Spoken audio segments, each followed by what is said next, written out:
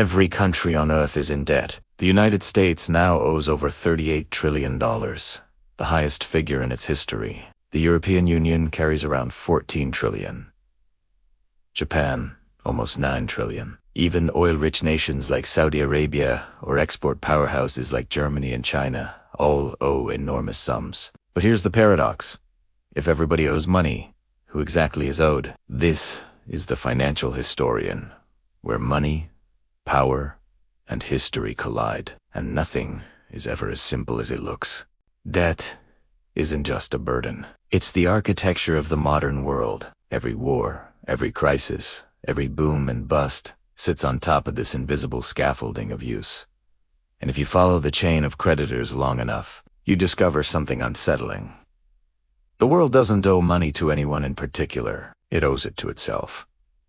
But that doesn't mean everyone benefits equally. To understand how we reach this point, a planet drowning in over $315 trillion of total debt, nearly 3 times the size of the global economy, we need to go back to the beginning. Centuries before the first credit card swipe or digital transfer, the idea of national debt was born not in Wall Street, but in war. In 1694, England was fighting France and running out of gold. The king turned to merchants for help. In exchange for a permanent stream of interest payments backed by future taxes, they financed the crown. To manage this new arrangement, the Bank of England was created. It was revolutionary. The state could now spend money it didn't yet have. And in return, lenders received something priceless, a promise from the government, one that could be traded, bought, or sold. That was the birth of the government bond, the seed of the modern financial system.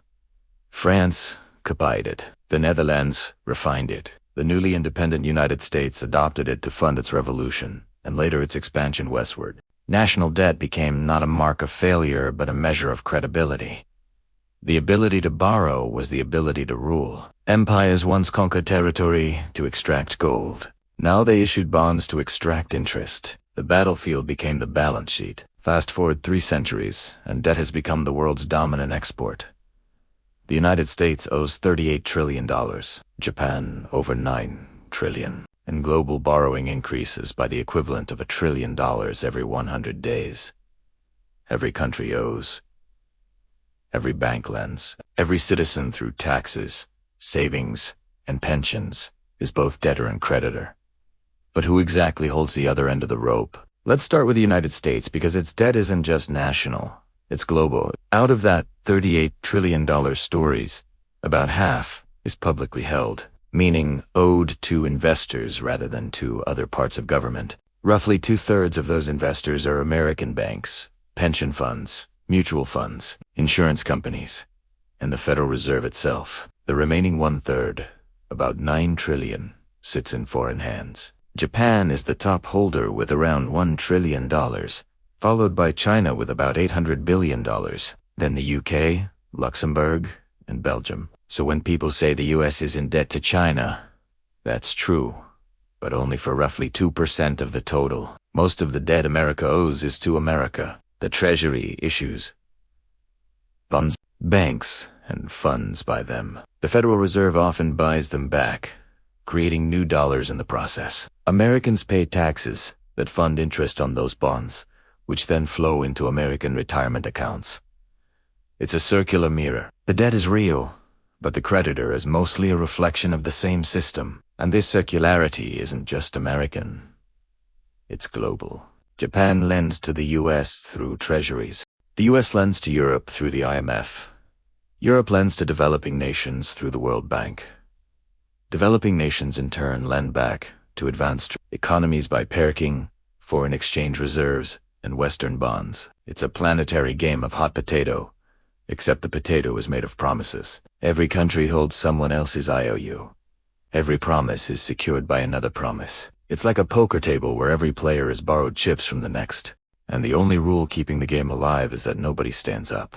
But there's a 4th layer, the most powerful of all, the markets themselves. Behind every government bond sits a web of institutions, hedge funds, pension funds, sovereign wealth funds, and central banks managing tens of trillions in assets. They are the true arbiters of credit. They decide which nations can borrow cheaply and which will pay a premium for survival. When they lose confidence, currencies collapse, governments fall, and entire economies can be restructured overnight. Democracy decides who governs. Markets decide who survives. And the ultimate market maker, the modern high priest of this system, is the central bank. Central banks don't merely manage debt. They manufacture it. Every time the Federal Reserve or the European Central Bank buys government bonds, it creates new money in exchange. The liability of one balance sheet becomes the asset of another. Every dollar in circulation represents a unit of debt somewhere else.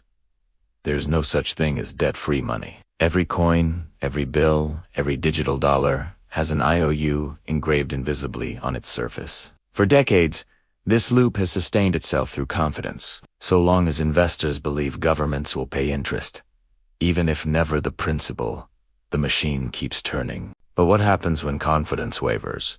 We've seen it before. In Greece in 2010, the government's debt became bondholders panicked, yields spiked. The European Central Bank and IMF intervened, but their rescue came with austerity. Tax hikes, spending cuts, and mass unemployment. For an entire generation, bailout became another word for sacrifice. In Argentina, repeated defaults turned a debt into a national curse. In Sri Lanka, fuel shortages and political collapse followed when the government ran out of foreign currency to service loans.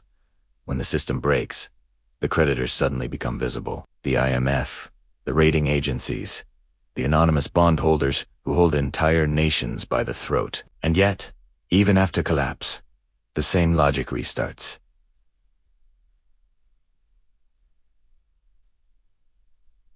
New loans replace old ones. Old debts are restructured. The machine resets with a new name on the same balance sheet. That's because in the 21st century, debt isn't designed to be repaid.